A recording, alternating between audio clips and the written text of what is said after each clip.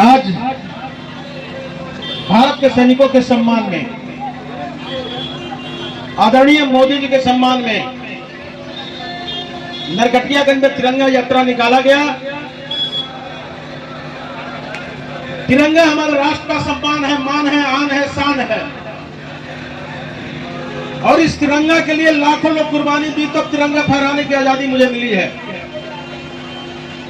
और एक भारत मां के दो संतान, आजादी के एक दिन पहले देश दो पार्टों में बटा, एक बना पाकिस्तान, एक बना हिंदुस्तान।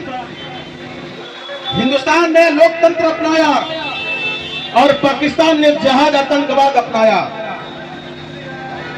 बार बार जब इच्छा करता था तब भारत के सैनिकों पर वार करता था, निहत्थे लोगों पर वार करता था। लेकिन आदरणीय मोदी जी ने जब से सत्ता संभाला है, जरूरत पड़ा है तो सर्जिकल स्ट्राइक हुआ है, जरूरत पड़ा है तो घर में घुस के भारत के सैनिकों ने मारा है। 22 तारीख आपको याद होगा, जो बहनें 1 महीना 10 दिन 5 दिन पहले शादी की थी, वो अपने दुनिया को भी नहीं देख पाई थी कि हमने जन्म किस काम के लिए लिया है और मेरा मकसद क्या है जीने का।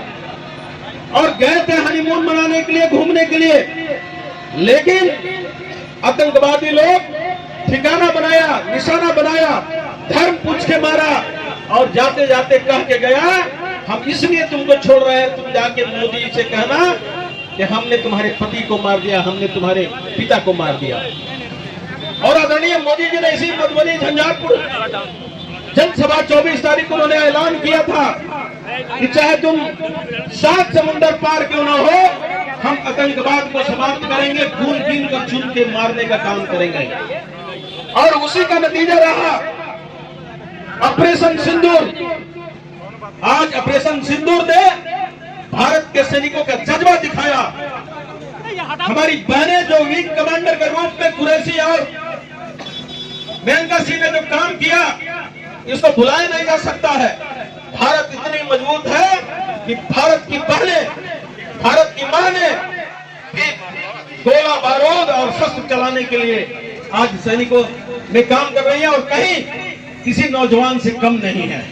और जिस देश का महिला इतनी सम्मान के साथ देश का मान सम्मान बढ़ाने के लिए अपने आप को झोंक कर और देश का सम्मान बढ़ाया है, वैसे बहनों का मैं सम्मान करता हूं, आदर करता हूं, प्रणाम करता हूं, नमस्कार करता हूं, जो हमारे सैनिक घुस के एक दिन में 9 आतंकवादी सेंटर को उड़ाने का काम किए।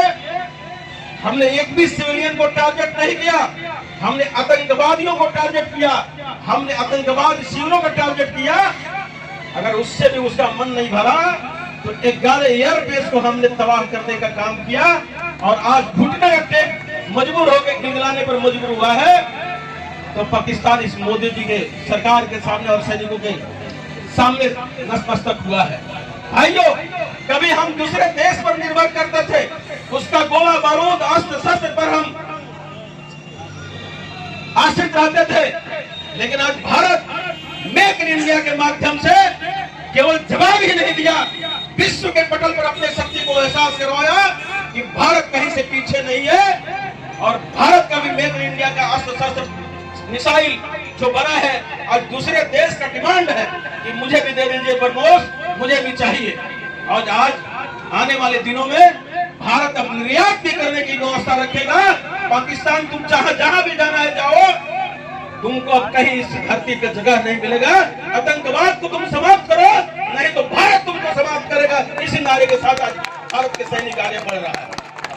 हम अब सब लोगों से अपील करेंगे, कुछ मुट्ठी भर लोग हैं, हम गए थे जम्मू, इधर पश्चिम बंगाल के अन्य प्रदेशों में कुछ मुट्ठी भर लोग हैं जो हमारे सैनिकों पर प्रश्न चिन्ह मार के करता है, तो हमारे योद्धाओं पे, हमारी बहनें पर प्रश्न चिन्ह खड़ा करता है।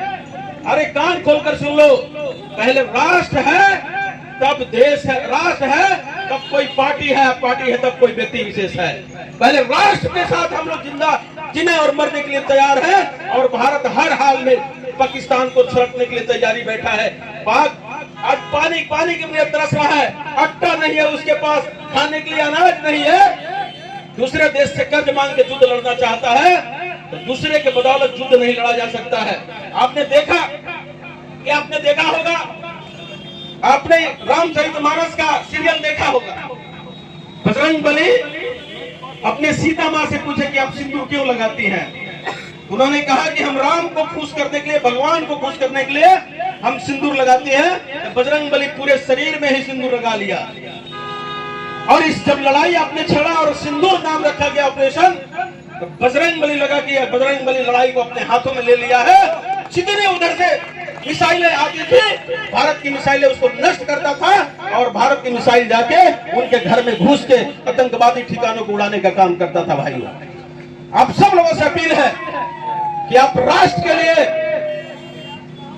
आप इस भारतवर्ष के लिए हमेशा पार्टी से ऊपर उठ के राष्ट्र को मजबूत करने के लिए जहां सैनिकों की बात आती है, तो हम सब एकत्रित रहें। अब भारत में मोदी जी को इतने हाथ को मजबूत करें कि पाकिस्तान घुटने के टेक रहा है, कल जमीन पर साष्टांग दंडवत करके कहे कि भारत मुझे बख्श दो, हम नाजायज किए हैं, हम उसके लिए माफी मांगते हैं।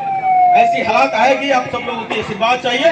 इसी शब्दों के साथ आप सब लोगों को बहुत बहुत बधाई, बहुत बहुत धन्यवाद।